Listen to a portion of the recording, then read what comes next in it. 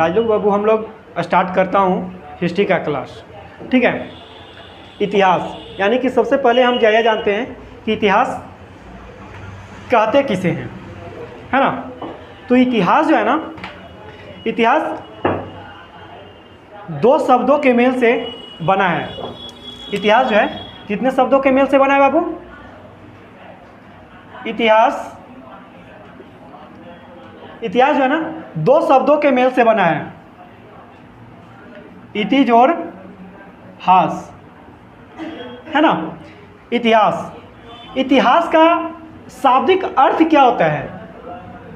ठीक है, इतिहास का जो है ना, इतिहास का शाब्दिक अर्थ क्या होता है? तो इतिहास का शाब्दिक अर्थ होता है बीती हुई कहानी। इतिहास का शाब्दिक अर्थ होता है, इतिहास का शाब्दिक अर्थ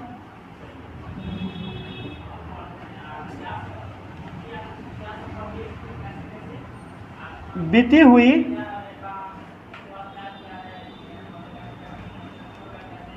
कहानी, है ना। इतिहास का शाब्दिक अर्थ क्या होता है? बीती हुई कहानी।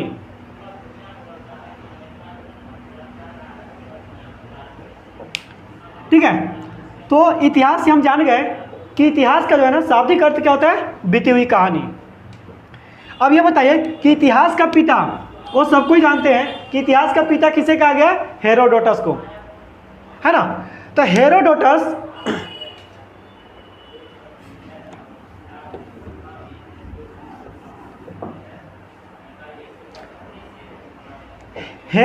का जो पुस्तक का जो नाम है, हेरोडोटस जो पुस्तक का जो नाम है वो हिस्टोरिका है। वो किस भाषा में लिखा हुआ है? हेरोडोटस का पुस्तक का नाम किस भाषा में लिखा हुआ है?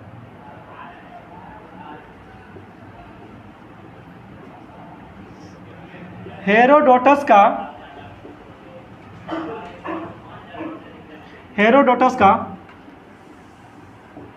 पुस्तक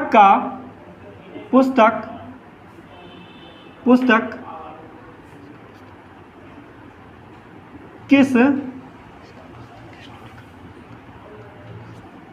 हेरोडोटस का पुस्तक हिस्टोरिका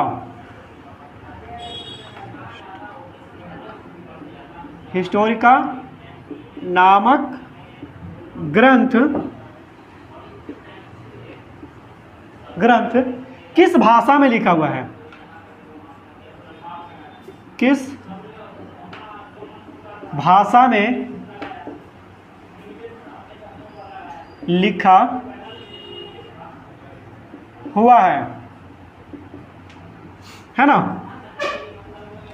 तो हेरोडोटस का पुस्तक हिस्टोरिका नामक ग्रंथ किस भाषा में लिखा हुआ है? तो ये जो है आयोनिक भाषा में लिखा हुआ है। आयोनिक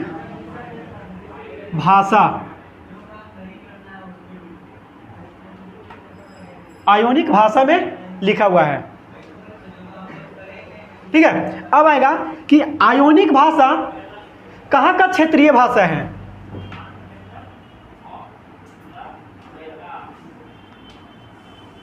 आयोनिक भाषा कहाँ का क्षेत्रीय भाषा है?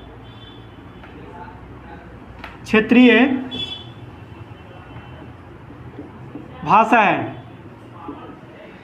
तो ये है बाबू, आयोनिक जो है वो है यूनान का क्षेत्रीय भाषा है। यूनान का क्षेत्रीय भाषा है ना। आयोनिक भाषा कहाँ का क्षेत्रीय भाषा है? तो यूनान का क्षेत्रीय भाषा है। ठीक है, तो अब हम ये जान गए कि हेरोडोटस का पुस्तक का नाम हिस्टोरिका नामक ग्रंथ किस भाषा में लिखा हुआ है? तो आयोनिक भाषा में लिखा हुआ है। उसके बाद आयोनिक भाषा कहाँ का क्षेत्रीय भाषा है? तो आयोनिक भाषा जो है वो यूनान का क्षेत्रीय भाषा है। ठीक है, चलिए इसको नोट कर लीजिए।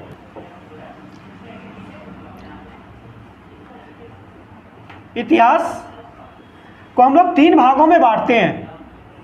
इतिहास को कितने भागों में बांटते हैं? 3 भागों में बांटते हैं। पहला प्राचीन इतिहास,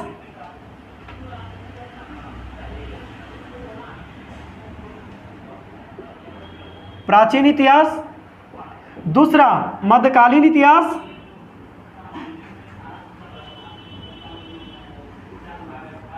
मध्यकालीन इतिहास, तीसरा है आधुनिक इतिहास।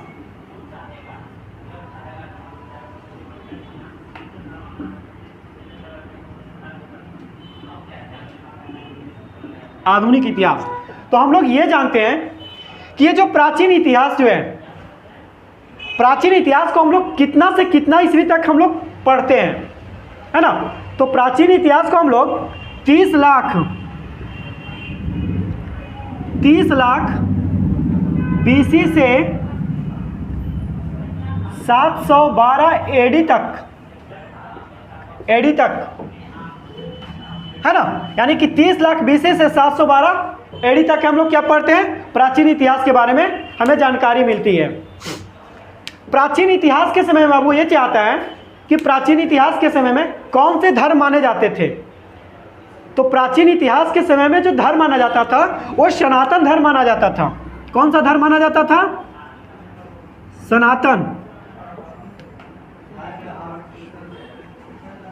सनातन धर्म, है ना।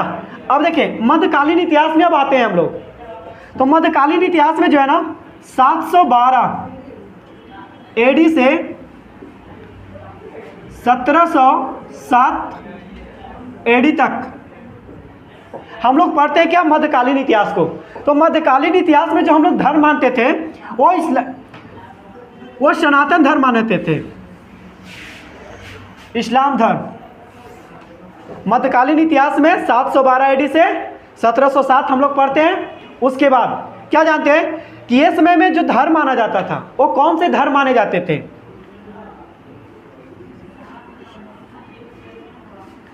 इस्लाम धर्म,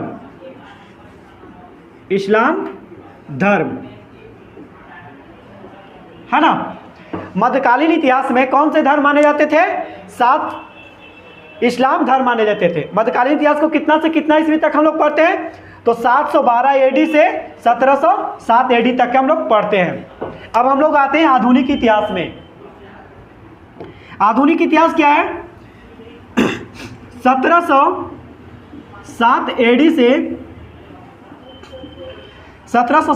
से 1948 या 50 एडी तक हम लोग, यानी कि एडी का मतलब जो होता है ईस्वी।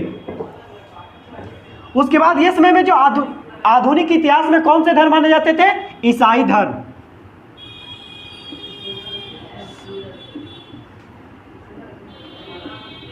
ईसाई धर्म। अब देखिए सर ये बीसी और एडी नहीं समझ रहा हूं सर। तो बीसी और एडी जो है ना, बीसी एडी देखिए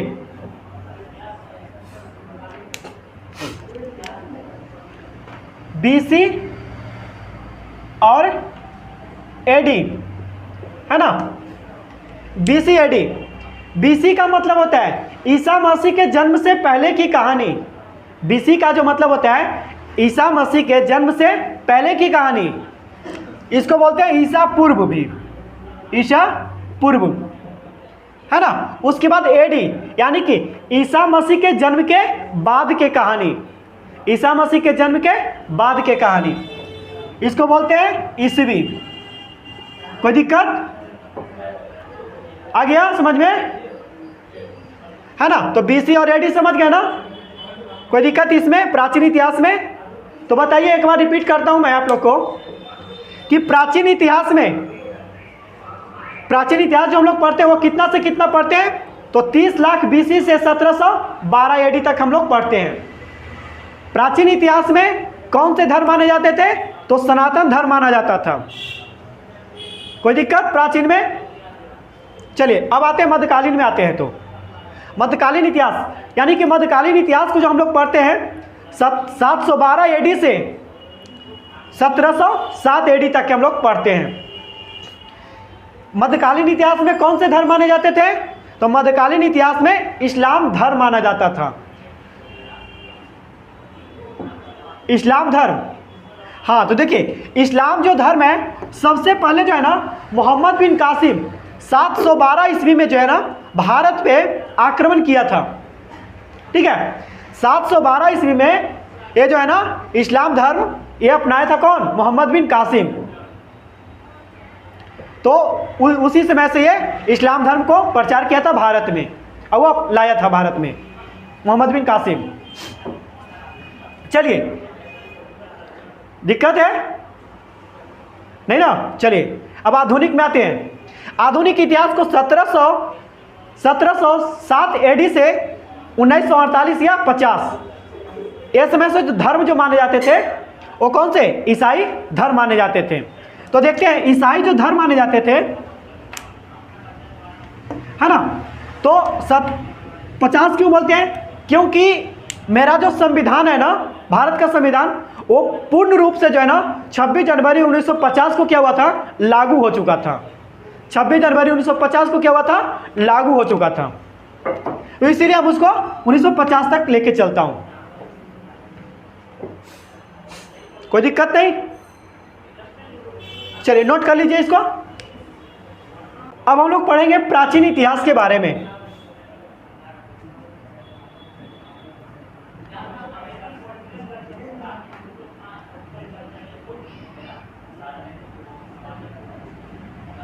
प्राचीन इतिहास है ना, तो प्राचीन इतिहास जो है, अब हमें इतिहास के बारे में जानकारी लेना है। प्राचीन इतिहास के बारे में, तो प्राचीन इतिहास के बारे में हम इसको ऐसा पढ़ें कि हमको अच्छी तरह से जानकारी है जिसका, इसको हम क्या करते हैं? बांट देते हैं भाग में। तो हम इसको क्या करते हैं? 3 भागों में हम बांट देते हैं बाबू। देखिएगा प्राचीन इतिहास को जो है ना हम लोग 3 भागों में बांट देता है। पहला प्रागैतिहासिक काल,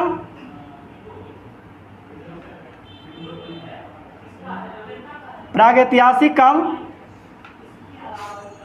दूसरा आर्धैतिहासिक काल।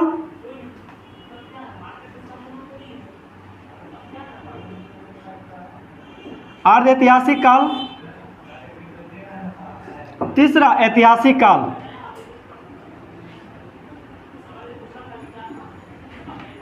ऐतिहासिक काल है ना।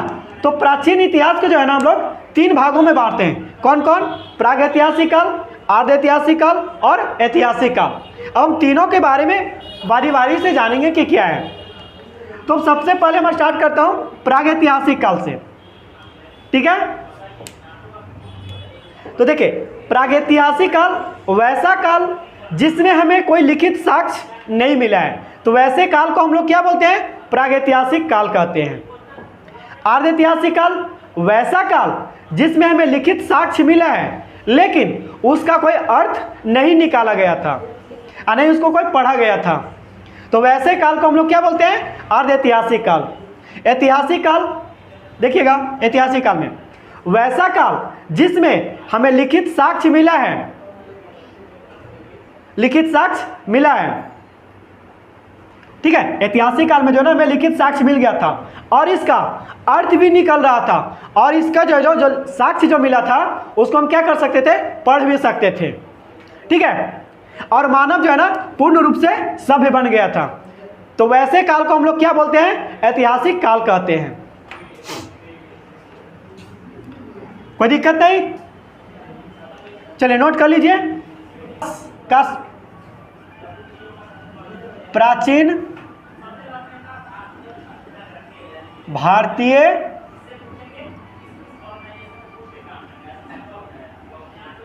इतिहास का स्रोत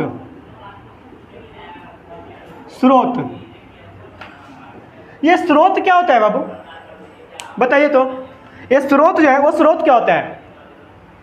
यानी कि स्रोत यानी कि किसी से हमें, किसी भी चीज से हमें क्या होता है? जानकारी प्राप्त लेना है, जानकारी हमें प्राप्त करनी है। है ना, तो उसी को हम लोग क्या बोलेंगे, स्रोत बोलेंगे। ठीक है, तो अब हमें देखते हैं क्या क्या चीज से हमें जानकारी प्राप्त होती है प्राचीन भारतीय इतिहास के बारे में। पहला जो है पुरातात्विक साक्ष्य।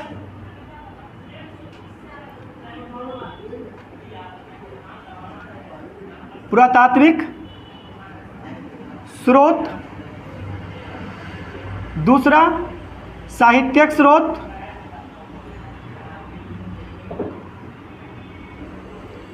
साहित्यिक स्रोत। तीसरा ऐतिहासिक स्रोत, विदेशी स्रोत, सॉरी विदेशी स्रोत, है ना। तो प्राचीन भारतीय इतिहास का स्रोत, ठीक है, तो प्राचीन भारतीय इतिहास का जो स्रोत मिलता है, पुरातात्विक स्रोत, साहित्यिक स्रोत और विदेशी स्रोत।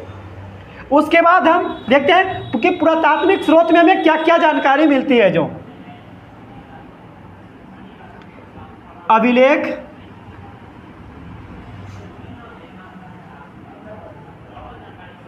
अभिलेख, मूर्तिकला, मूर्तिकला, चित्रकला, चित्रकला, सिक्का, सिक्का, भवन या स्मारक, स्मारक, है ना। पुरातात्विक स्रोत से हमें जो जानकारी मिलती है, अभिलेख, मूर्तिकला, चित्रकला, सिक्का, भवन एवं स्मारक।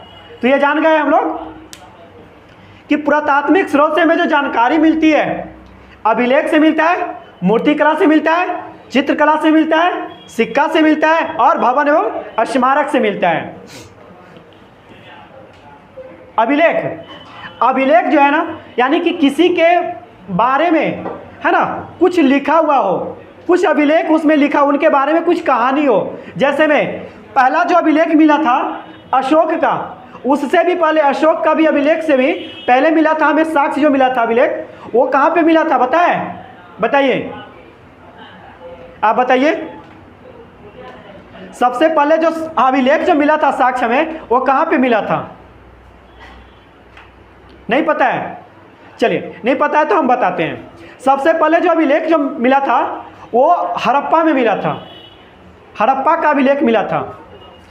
लेकिन जो अभिलेख मिला था वो जो हड़प्पा में जो मिला था उसको पढ़ा नहीं गया था, ठीक है, उसको पढ़ा नहीं गया था। और जो सबसे पहले जो अभिलेख पढ़ा गया था वो किसका अभिलेख पढ़ा गया था, तो अशोक का अभिलेख पढ़ा गया था, ठीक है। कब पढ़ा गया था, तो 1837 में पढ़ा गया था। कौन पढ़े थे, तो जेम्स प्रिंसेप ने पढ़े थे। अशोक का जो अभिलेख है सर्वप्रथम कौन पढ़े थे, तो जेम्स प्रिंसेप। कोई दिक्कत नहीं, चलिए उसके बाद हम विस्तार से हम पढ़ाएंगे आपको। उसके बाद देखते हैं, इसमें आते हैं साहित्यिक स्रोत में आते हैं। साहित्यिक स्रोत को भी हम लोग दो भागों में बांटते हैं। पहला धार्मिक ग्रंथ, धार्मिक ग्रंथ। दूसरा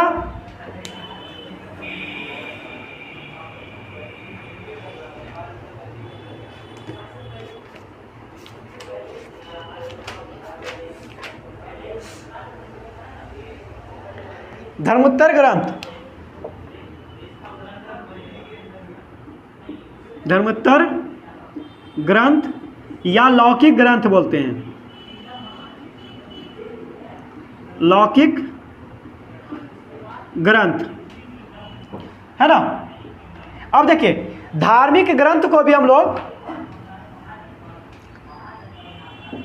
ब्राह्मण धर्म ग्रंथ,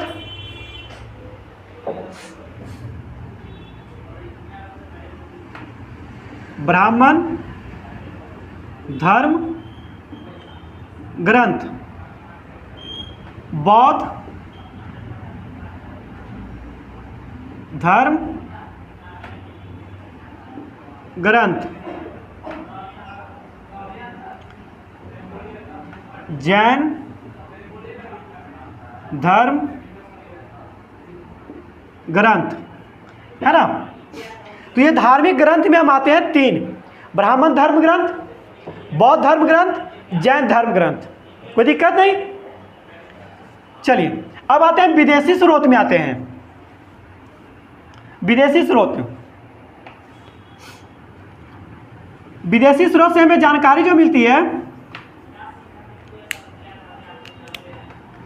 यूनानी ग्रंथ, यूनानी ग्रंथ, चीनी ग्रंथ,